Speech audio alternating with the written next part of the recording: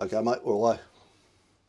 All right, everybody, welcome out to another installation where Beanie and I are going to be talking about another cause for project failure. And this one will be number three, I believe, and it'll be about project changes. So I'm pretty stoked. And we were talking ahead of the show about having a good holiday break. But Beanie, how are things going with you, brother? Are you doing good? Yeah, mate, yeah, awesome. Been down to Melbourne, which is the bottom end of Australia. Went and watched the cricket for the people who are in Australia know what the cricket is. It's like the American version of baseball, I suppose. Yeah. Actually, I read something the other day that cricket actually, baseball originated from cricket in the US. I don't know how true it was. It might have just been an internet meme, but yeah, that's our version of it as well. So, been an awesome break and looking to get back into it and looking forward to getting back into these episodes as well. What about yourself, mate? How was your break? Oh my, it was so good. So we shut down for 2 weeks over Christmas and New Year's, our whole company, and I had a list of things to go do with the kids, and I did them pretty much all. We didn't get to snow, but we did pretty much everything else. And it's so funny. There's some times where okay, we're hanging with Dad most of the time, but then there's other times where they're like, hey, we'll go play by ourselves. And in those play by ourselves times, I finished the manuscript for the first planner system, the 10 improvements to the last planner system, and then the first book for the lean way. And I was like, so I buttoned them all up. And if I had all the time in the world, I would just write books. It's just so fun. So Yeah, the editor has 5 books in queue right now editing, and I was pretty stoked. But I got recharged. I don't know if you can see, but my health and weight is a lot better. I'm like yeah, just jamming. I'm literally. You know what? You know what? Beanie. Uh, I hate to admit it, but at I'm only 44, but and been in construct probably like you since we were kids, like 30 years. Even though yep. since I was 14, you know what I mean. So um, and I've my eyes kind of started to go a little bit bad. It does for all of us in construction, right? And Yep. my testosterone levels were low, and found it harder to keep the weight off, and I kind of just wasn't feeling great. And then I got sleep apnea because your neck starts to get a little bit fluffier, and um, I was kind of like, I guess I'm just gonna die over the next 50 years. Like, I hate to admit it, but I was like, I'm on the back end of it. But going to Japan with Paul Akers was more of like a life changing thing for me personally than anything, because now Yep. I lost weight. Like, I feel like this is part two. Like, I feel like I'm ready to hit the second half just as well as I did the first. Like, I've got a new lease on life. So when you ask me how I'm doing, Beanie, I've never been better, man. I'm recharged, man. So That's awesome. There's actually something, I'll tell you a quick story. In cricket, you're trying to get 100 runs. That's the ultimate, right? We call it a ton, obviously, for obvious reasons. okay, You want to okay, get to 100. When you get to 50, 50 is your first milestone marker, halfway. You scratch a mark in the ground on the pitch, what they call your centre, which is, say you're standing in front of the stumps. You know where your stumps are because that's one of the ways that you can get out.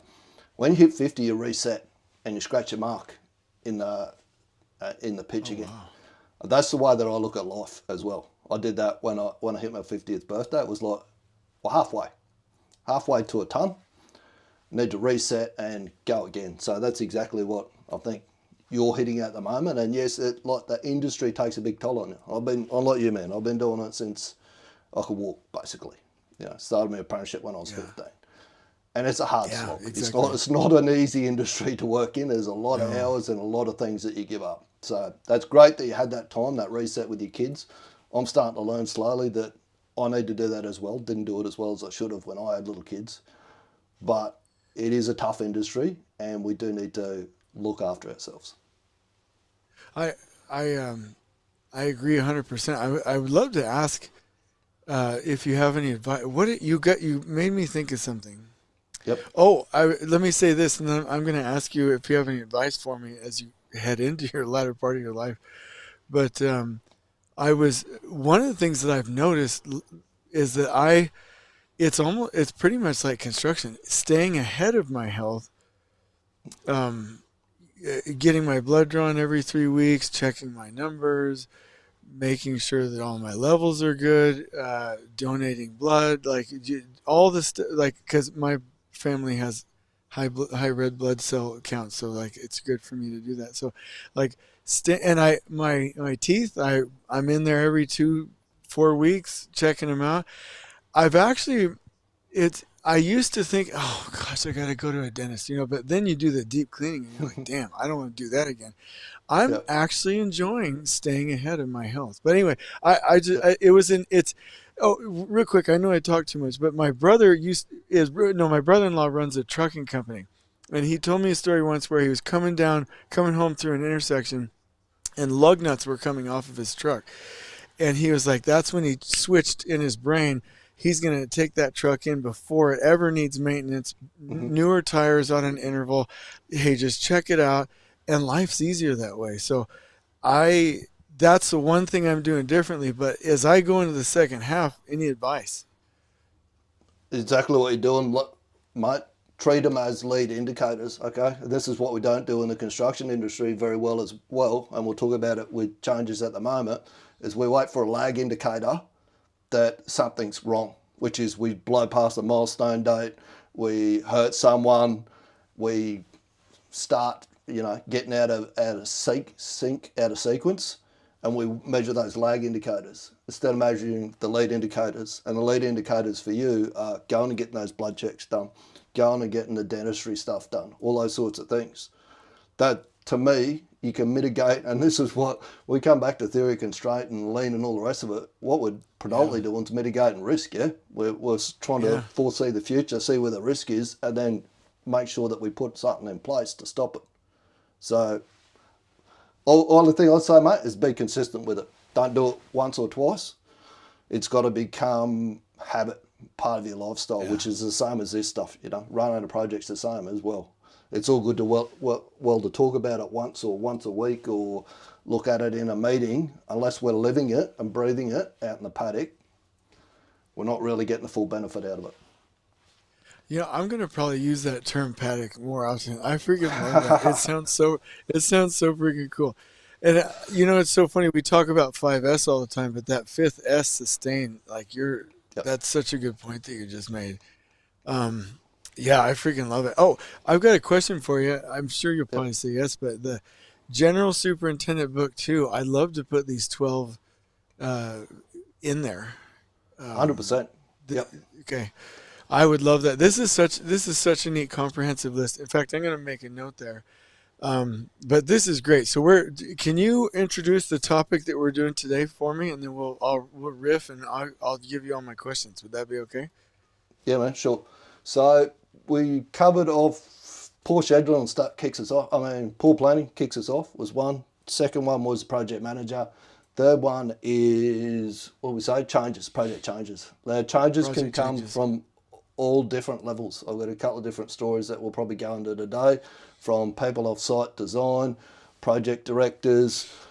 They come from everywhere. Okay, people in the field, and the big drama is we don't understand theory of constraint and don't look at it from a global perspective. We look at it from our localized piece. So you've got Mm. everyone with their different agendas looking at it, and we tend to hide everything. We don't have visual planning is a key to stopping project changes. I'm not going to stop waving my hands around because my camera's got AI tracking in it, so it takes off everything. So I'm giving it a hand signal. Visual That's planning funny. is the key to all of this and keeping everyone on track. When people can see it and they can walk in and they can look at what the plan is and they know where everyone's heading, we go back to our Patrick Lencioni quote again. We get everyone heading in the same direction, then the changes will start to calm down, I believe. But again, it's a constant process. You can't do it once. It's not one and done. It's not what used to be the just stop fucking changing everything, and that doesn't work because all you Yeah. do Me- is get everyone offside. So so I love this. I've never. By the way, I love this. I've never heard the theory of constraints tied to um, changes and possibly variation. Can you, so when you're talking about I'm just wanting to understand, I'm learning something right now. Yep. So All right. if I, what's that? I'm sorry. No, no, you're right. Oh, okay, okay. The, so I'm going to say this the wrong way, but bear with me. Yep. The way I understand the theory of constraints and Goldbrat's rules of flow, and I actually think you shared some of these posts, was if you sub-optimize and do local optimization in a Mhm. non-bottleneck, non-constrained area, it could be a non-value add.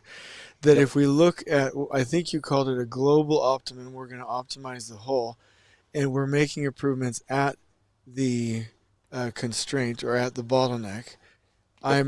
When you think about project changes, taking theory of constraints, can you help me mentally tie those together? Because I think I'm almost there, but I'm not quite. And I love what you're Right. saying. This alludes to my first story absolutely perfectly, right? So I was on a project, it was during COVID, so it's back on 2020 to 2023. And the global optima, well, it was an iron ore project. So iron ore at this particular point in time is about 220, 230 tonne a day. Okay? Okay. So it's cost every day that we're late, it's costing the client around about $20 million a day in lost production. Oh, wow. Wow. Right? So we're trying to get a conveyor belt up and running, and part of it was I was looking after a contractor installing the fire water system for that particular conveyor belt. You can't run the conveyor belt without the fire protection in place. So I've just about got this thing signed off. Well, it's in the death throes to get signed off because we're going to run the belt tomorrow. We just finished hydro testing and pressure testing it. Beside me is a young lad that they sent up to site, a young piping engineer, and I can hear him on the phone to this lad down in Perth, which is about 1,800 kilometres away from the actual site, this Okay. design engineer. Okay. And he's saying to him, I want all these changes. So I want this valve moved up, I want this pipe moved across this way, this. He's marking up a P&ID as he's going with all these changes, and I'm sitting beside him going, there's no way in hell any of these changes are happening, I'm telling you right now. Anyway, so the poor kid's stuck in That's the middle. funny. And he comes to me, as soon as he hangs the phone up or gets off the Teams meeting, I said, is there a safety issue or is there a detrimental issue out of everything that he just told you then? And he went, I no. gotcha. I said, good. I said, nothing's changing. The global optima was we needed that belt running to get dirt into a train I gotcha. so the client's making money. The Yeah. guy said, and I'm not, we need to get away from, I've heard you say this numerous times now, attack the process, not the people. It was a process issue. Like I've got issued for construction drawings. It's been signed off. The checks on it are all good. We've manufactured it, we've installed it, we've tested it, Mm-hmm. we've said that that's the level that we want it at, that's where we want it. And then someone sitting remotely who has their local optima looking at it going, oh, if I move that pipe up 50 mil, that might make that a bit better, isn't taking into consideration there's a train coming tomorrow that we need to Yes. put dirt onto so that the client can get his $20 million. Yes. And that's That that's makes how you manage changes. Does that make sense? that makes sense. Let me see if I can put it in my words here. But you said it perfectly, but I need to make sure I understand. If I Yep. understand what you're saying if we're going to make an adjustment or change or interrupt or no or insert variation into Yep. this process or system, it had better be to optimize the whole and improve the global optimum. It has got to help us reach the goal and create flow. And 100%. if we're creating changes and variation just for the sake of doing it or for some other reason that doesn't meet the goal, then we are off track. How far off am I? That's 100% spot on, mate. Ah, If he okay. had a change in there and said to me, unless we move this up 100 mil, Beanie, you'll run that belt for about 2 hours tomorrow and the system will shut Yes. down and everything will stop, I'll go, all right, we need to change that. Okay? Yep. But that's based on global optima. That is that change affecting the system. It wasn't. It was nice to haves. And too often the Yes. changes that we get caught up in are nice to haves that don't really need to happen. And it's because Yeah. people can't see the big picture. They don't understand that if they're the orange square there on the tack plan, they're putting the red square out by making a change that isn't really necessary. And this is where we talk to, we need to be hard on the process and not hard on the people. The people are making these decisions because they don't see the big picture. That bloke probably had no idea that the client's losing $20 million a day while he's sitting around wanting Yes. to move a piece of pipe 50 mil. That's so important. This morning I was with a company called Joris, and we're doing just a little fun 2 hour trainings on the first planner system. And we somebody had brought up that there's sometimes conflicts with the designers, and I made the comment lovingly because I love designers, but they're trying to sneak in as much design into this building so they can pad their resumes. Like our goals are not the same. Yep. And I was kind of being cheeky, so take what I'm saying with a grain of salt, but I was like, we should work everything back, and I want the designers to say to the owner, your contractor is wanting to adjust everything for the build. Now we're not going to piss them off, but we should design to our bottlenecks. We should. Oh, this just tied it all together. You just helped me understand. What we're talking about is that if we have a bottleneck in the production plan, let's get before design development and design to it, not react to the design, right? And let's do things that help the overall flow of the project. Let's try and get the aesthetics and the resume for the architect, but it can't just be about that. It's got to be for the purpose of the project. So your topic about changes also teaches me that we've got to be aligned and have one goal. I think you said the other day you got to have one ball, right? Wasn't that you that Mm-hmm. said that? Yeah, mate. Yeah, Yep. yeah. So that all ties together. I love that concept. Yep. And if you don't mind me saying one thing, and then we can get into the other stories. For Sure, mate. those listening, and I'm sure everybody knows this, but Beanie will have more on it. But I learned about the law of the effective variation in Nicholas Modig's book. This is Lean, and the law says, oh, there's a couple laws. So there's these are the production laws. Beanie, you know these, but let me say it's for the group. Little's law says that you'll go faster with smaller batch sizes, with leveled work, finishing as you go. The law of bottlenecks, which Beanie always talks about, is that every system will have a limiting factor, and once you solve that, you'll have another limiting factor. The law of the effective variation, which was from Nicholas Modig's book, This is Lean, was that the more variation increases, the longer our throughput times. And so Yes. when you talk to me about like changes, the first thought that came to my mind, and I'd love to hear your thoughts if you have patterns that you use with this too, is like there are preventable, foreseeable changes, and then there are some things that are non-preventable, non-foreseeable changes, right? And at a minimum, we can reduce the foreseeable, non-inevitable changes, reduce the variation. Like my thing is, if we have a site supervisor, or in the US a superintendent that thinks their job is just go out, oh, change over there, oh, go to that zone, oh, do this, oh, do that. There, we're already dealing with some kind of change, like you said, they're going to happen. We don't need to deal with more that's unnecessary. So Yep. do you have any other patterns with that? Any thoughts on that, what I just said? Yeah, I just learned this off a bloke who's real smart the other day. And he said, I was watching a couple of his videos, and he's talking about Verify Full Kit. And he said, do not start a job unless you can finish it. So I'm pretty sure you know who that is. And I've been doing that myself, self actually with my AI now. So I'm training everything when I do a chat in my AI. I go, all right, we have to verify it. This is a new task. We need to verify full kit before we start. And a lot of the changes we see in the paddock is, and I've heard you speak to this before, a lot of the guys that are supervisors and stuff like that tend to sit on that sort of a ADD spectrum, okay? So Mm-hmm. focus and going in the same direction for any given length of time is not their greatest strength. Mm-hmm. They're Mm-hmm. really good at what they do, but we've got to keep them focused and heading in the straight direction. There's a couple of little things that do that. Number one is like you're talking about, verify full kit. Make sure you have to be relentless with them and following them up and making sure that they're starting and finishing. The other thing, and I've only just learnt this out of a book that I've been reading called Get It Done. I can't pronounce the lady's name, but she explained that the best two times when we're chasing a goal or we've got a little milestone to hit or whatever, we're highly motivated at the start of it and we're highly motivated near the finish of it, okay? But we dip in the middle. Yeah. And that's the point where we fail. That's why these small tact times, these small tack wagons, Yeah. I'll probably get the terminology a little bit. I understand tack, but I don't have your level of knowledge on it.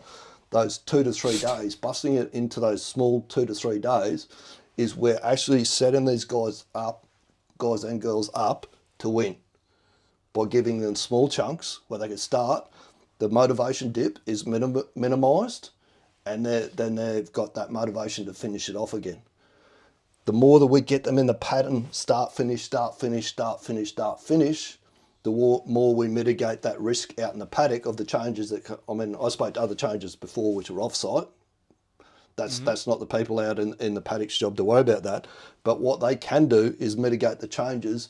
Like you said, I'll start here, I'll do 10 minutes on that job, then I'll go over the other side of the job and I'll do an hour or two over there because we just need to finish that off. Stop doing that. Yeah. Keeping people busy is not what we're trying to achieve, and we've become obsessed with keeping everyone busy. Yes. The Yes. system works the best when it's at 80%, and this is a really bitter pill for a lot of people to swallow. You don't want to be going at what you perceive as fast as possible. You want everyone to be moving at the same speed. We have an obsession with speed. If we had the same obsession with flow that we do with speed, we'd deliver all of our projects. No dramas at all. That's so that's so powerful that I'm gonna do a little video on that today. Like that's absolutely. If you think about it, like, do you want high blood pressure or reasonable where you have some slack? Do you want to pour water out of a bottle where it's gulping, or do you want to pour it where you're just coming out? The other thing is, somebody sent me once I came back from Japan. They were like, "You'll like these like 8 life-changing Japanese things," and one of them was 80%. It was 8 out of 10, and they there's 2 things that Paul was talking about when he was talking about it. He said, "Oh my gosh, this, if you don't mind me sharing this." We don't know exactly why the Toyota name was changed to Toyota. There's a lot of theories, but one of them is that the characters in Toyota, when you add them up, they symbolize 10. I'm not saying this exactly right, but when you switch it to Toyota, the numerical value is 8, and it maybe you probably already know the story, but no, the concept was that some people have said they changed it because they wanted it to be a business name, but Paul Akers said he chooses to believe that it was because it's this 8 out of 10 concept which you mentioned.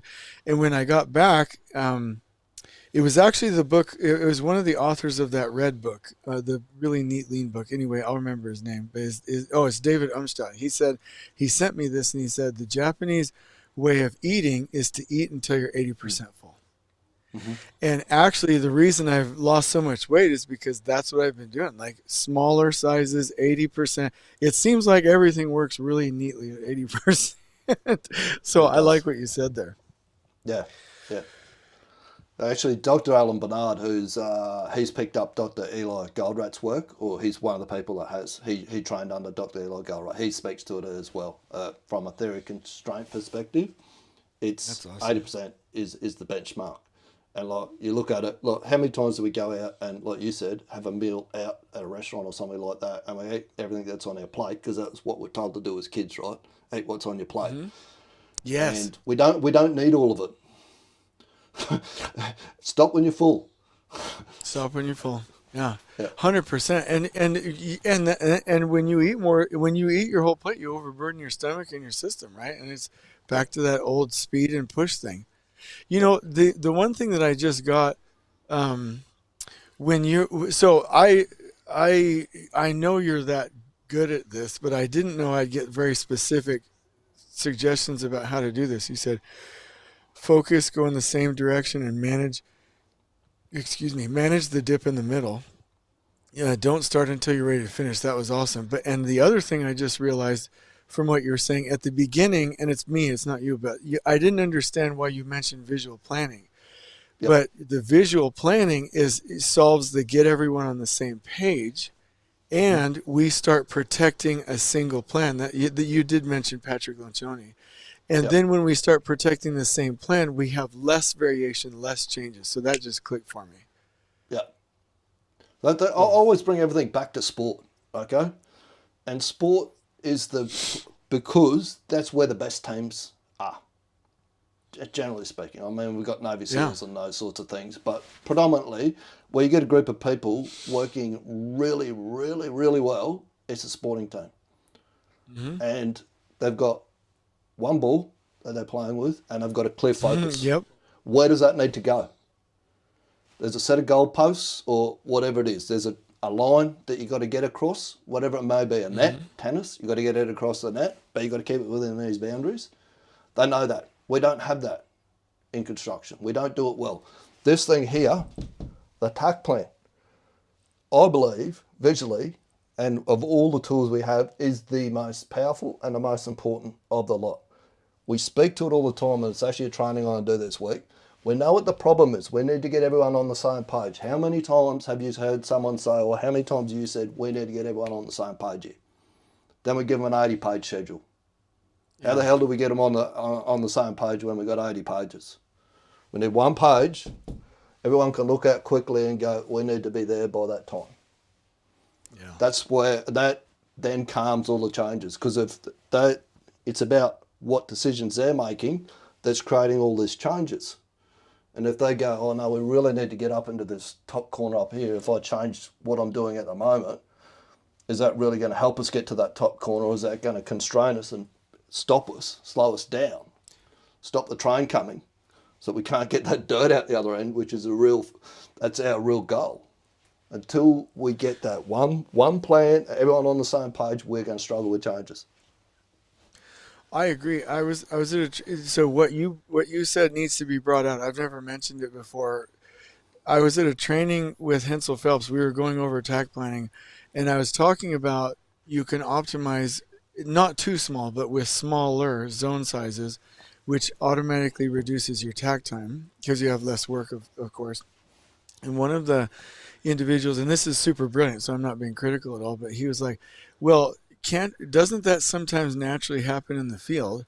But then I was like, it can, unless you're merging the material procurement supply chain and the work, meaning like if you feel like you're gonna naturally accelerate, great, as long as you have the materials, that works. But if you Mm-hmm. have multiple people, you got to coordinate the crew, you got to coordinate the information, you got to coordinate the materials, you got to coordinate the equipment, you got to coordinate the access, that all have to. And I think the train's coming. I think of uh, the Monster in the Darkness. I can't remember. It's the lion movie. I've said it before, but where the Oh, the lions Lion, are the eating Witch, all and the those people. Wardrobe. Huh? Well, no, it was the one with Val Kilmer where the lions are eating these railway workers, and they have to get the railway. No, they're building a bridge, and the railway's coming, right? So they Yep. have to time it to where by the time the railway hits the bridge, it's ready, right?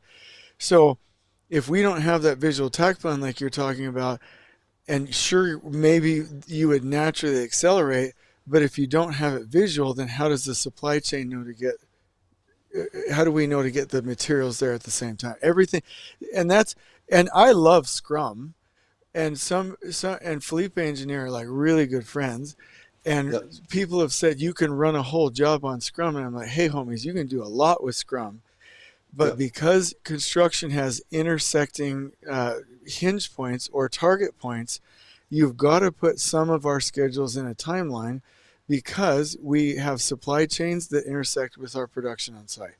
Yep. And if we don't have it visual, we don't know where to intersect and we're not rowing together like you're talking about. So Yep. that's just a freaking awesome comment or concept. Um, I've got One thing I'd so add to that. no, go ahead, go ahead. Sorry. One thing I'd add to that. Yes, you could run a whole project on Scrum, but Scrum's one tool. And this is another problem that we fall into. We need to put these tools together, right? So you need Lean working for you, Yes. you need Scrum working for you, you need First Planner, Tact Yeah. working for you Yep. as well. We don't go out in the paddock with just a hammer and go, I'm going to fix everything, put everything up. You can't. There's no one tool that's a one size fits all. Yes. You know when to Yes. use a hammer, you know when to use a saw, you know when to use a welding machine. So yes, Scrum is an exceptional tool when used at the right time, in the right place, by the right people. And I agree with you. Let me clarify what I was saying. Somebody said run with Scrum and nothing else. But and so I believe a job, to your point, it just hit me. You can run that whole job with Scrum the whole time with the other tools. And I want you to know we're huge fans. We send our folks through Scrum training, and we have Scrum everywhere in our business. It's freaking Yep. fantastic. So I'm totally on board Yep. with you. Yeah. One Yeah. other reflection, then go ahead. Did you want to say something? No, I'm the same. I love it. I'm not knocking the tool at all. Particularly Felipe, he Yeah. knows his stuff.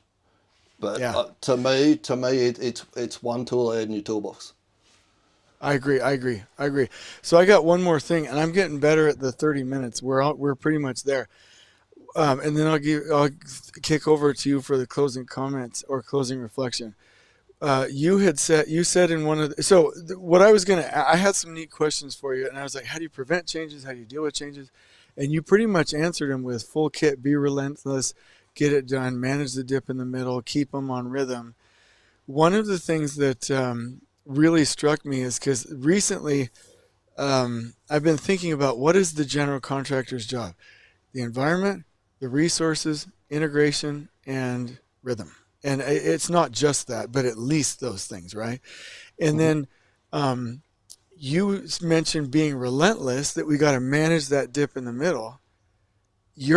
I don't know if this is exactly what you mean, but it is our job to keep that energy and to keep that not pushing, but that drive forward and being relentless, and welcome trade partners into an environment where we do have a sense of urgency in that flowable system. I wanted to point out that I really appreciated that comment, be relentless, because that is a gift that as a general contractor, and I'm not talking about pushing for anybody who's listening.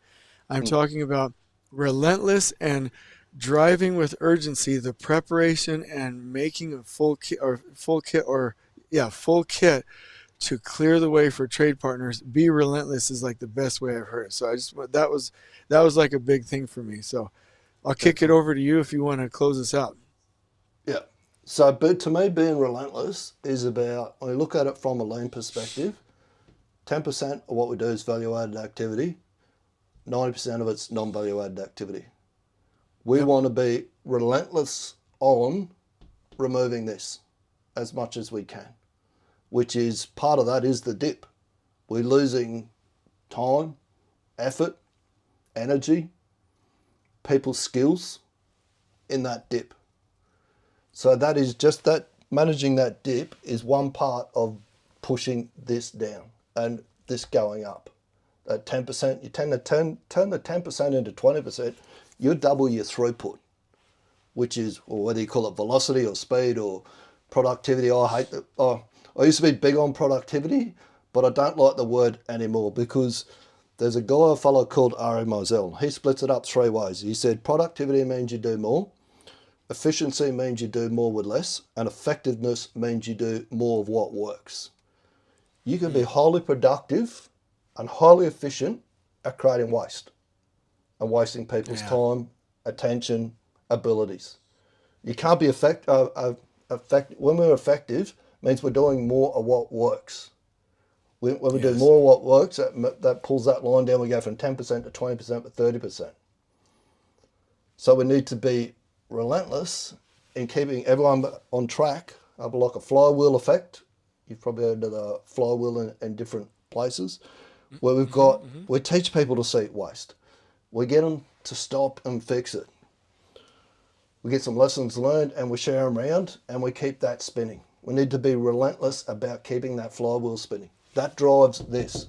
And May not sound like it, but it slows the changes Yeah. because we're doing, the changes sit in this bucket in here, most of them, in this 90% non-value added activity. Like the ones I was talking about with that piping job, okay? They would have just been non-value added activity. What the effect that they would have had on the overall system, negligible, not worth it. What's the name? Two or 3 days of production would have blown away any improvements to that system.